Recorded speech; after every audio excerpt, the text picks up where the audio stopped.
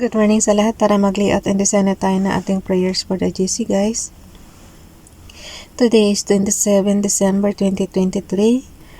Simple tutorial lang to sa mga kabibili ng CP dyan. Explore lang natin yung ating docs apps, tsaka slides apps, and then yung ginagawa nating design, ang ginagawa nating content doon sa ano natin is puro prayers yan. Nilalagay natin. So yun, kumukuha muna ako sandali dito sa messenger ng mga prayers, guys. Check ko lang sandali. And magpasalamat na rin ako at nakalaya na yung ating COVID-19 hero. Para sa akin hero siya si FLM, Sir FLM. Yun, kanya-kanya tayo ng ng panalangin noong panahon ng COVID-19. So, isa yan sa pinanalangin natin na makalaya na. Pero napakatagal, guys, bago napalaya si Sir FLM. Ilang taon. So, itong nag-umpisa yung YouTube natin dahil doon nanalangin tayo. Kasi nga, kahit silent supporter lang tayo, guys, pero yung ating panalangin is talagang napakalakas na yung bang parating yun ang hindi man natin binibigas dito sa ating vlog, pero alam niyo yung nandoon talaga yung hiling mo na nawa makalaya na. Kasi para sa akin, isa siya sa naging guide natin para alam mo yun, nawala ka nang naman pag-asa ng panahon ng COVID-19, di ba? Tapos siya yung pag-asa natin na kahit paano nakasurvive yung mga tao, yung mga hirap na sa buhay. Yun. Kaya yun talaga, doon talaga ako binoto kita ng Sir FLM, binoto kita ng panahon ng election. Kasama ka sa senatorial candidate ko na naiboto. Okay. Kaya nga sabi ko nga sa inyo, guys, kahit matagal ibinigay sa atin ni Father God, nagkaroon tayo ng pag-asa na yung iba pa nating panalangin matutupad din sa taktang panahon ayon sa kagustuhan ni Father God. Kasi may kanya-kanya yan, may kanya-kanya yan. Yung sabihin mo, pag hiniling mo ganito, ibibigay kagad sa'yo. So, hindi. Nagkaroon talaga ng right time talaga ibibigay sa'yo. So, doon ako naniniwala na kahit gaano pa naman katagal yung pinanalangin natin, tapos mayroon pa tayong mga panalangin pa na alam natin inip na tayo kasi hindi natutupad. For example, yung isa ko pang panalangin, 2007 pa yun, up to now. Diba? Yung lahat ng tao is nananalangin na magkaroon tayo ng ganito, magkaroon tayo na basta yun. Huwag tayo mawala ng pag-asa kasi ibibigay sa atin yan ni Father God in the right time. Amen. Hindi pa ako nag-umpisa, sinisipon ako. Ano ba yan? So, dito na tayo sa kay Ralph. Walang nagbigay ng prayers. Okay. Doon na lang tayo sa repose prayers kay kukuha. Guys, kukuha. Punta tayo sa ating docs apps. Open yung ating file name. Anong font natin today? Umpisa tayo sa Amatic Easy, guys. Amatic Easy, size 17. Ay, alam ko na yan. Kaya ko nilakihan yan kasi manipis na matangkad ang Amatic Easy, guys. Ang ating font ay Amatic Easy, size 17, text color ay yellow, highlight color is neon blue. So, yan ang pinagpipilian natin.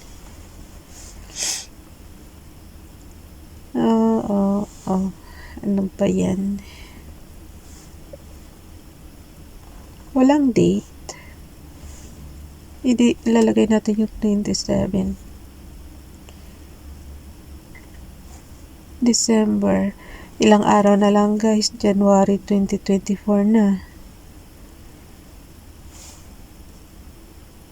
Ang bilis talaga ng araw. 2 years na ako dito nagbablog. 2020 October. Inatasan naman ako ng GC na mag-prayer is 04 October, kaya yun ang umpisa ng ano natin. Pero doon sa Facebook natin, umpisa pa lang ni Sir FLM na nandoon yung mga prayers natin doon sa KGB Bible reading guys. Tapos inatasan ako sa GC naman ng aming sa kabilang GC namin ng ng prayers dito nga sa Family GC 04 October 2020. So diyan na rin ako nag-umpisang mag-vlog ng mga prayers ng ganito, tapos ipapasa natin sa GC natin. Pero before pa October, nasa GC na ako ng family. But ayaw niya. Inaano ko guys, yung spacing mo kasi nga ang laki na itong 17 eh. Idikit ko na lang, ayaw ko nang lagyan ng space.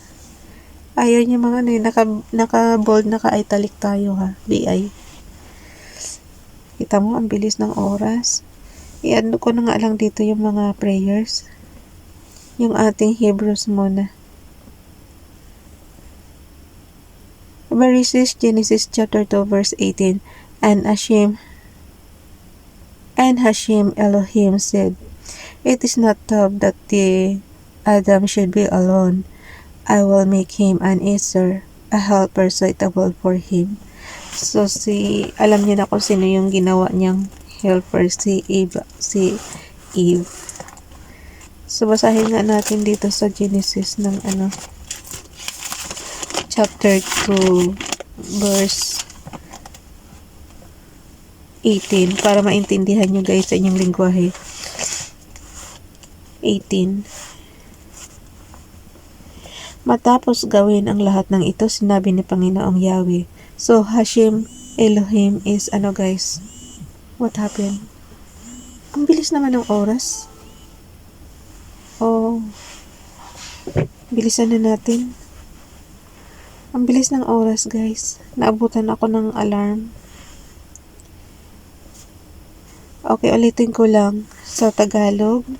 Matapos, sabi ko na eh.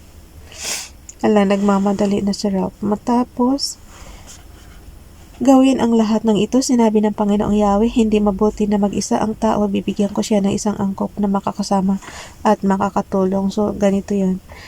And Hashem Elohim is, siya, Panginoong Yahweh. Is not hindi mabuti that the Adam should be alone. I will make him an Ezer, a helper, suitable for him. So, yun. Tapos, ilagay naman natin yung kay Princess Diane channel. So, dalawa na lang. Hindi na tayo kukuha ng guys. Kukuha pa ba tayo ng ng repost?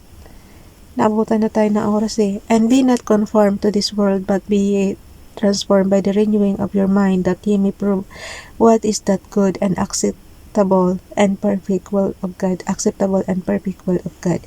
Romans chapter 12 verse 2. Yan yung kay Princess Diane channel. Try ko kung makakuha pa ako sa slides ng ating i-repost prayer. So, 2022. Edit natin. Sandali. Punta tayo sa number 27 slides. Parang Microsoft PowerPoint rin to guys. Kung alam nyo ang pag-presentation doon, yun na yun. So, copy natin to. Copy. Tapos punta tayo sa Docs ulit. Tapos, i-paste natin. Basahin ko lang din sandali. From Donalyn, morning offering, God of good expectations and hope, thank you for letting us wake into another day, a day which will write a page in your book of life. and for giving the day as an opportunity to do good and to perform well in your abundance. Do release the basket of plenty for us to receive your blessings of food and drink and all of our bodily needs. May we have what we need today that could help us in our steps forward into the world where you sent us to be light for others to see. Be with us today, O true light. Amen. Thank you. Thank you, Nining. Esperanza Tintero Gutierrez. Stay blessed, happy, and healthy. Good morning. Nobody understands the reason why we all meet in the journey of life. We may not be related by blood. We may not know each other from the beginning, but God puts us another to be wonderful relations by heart. Okay, hindi ko nalalagyan ng label. Alam nyo na yun, may date naman eh.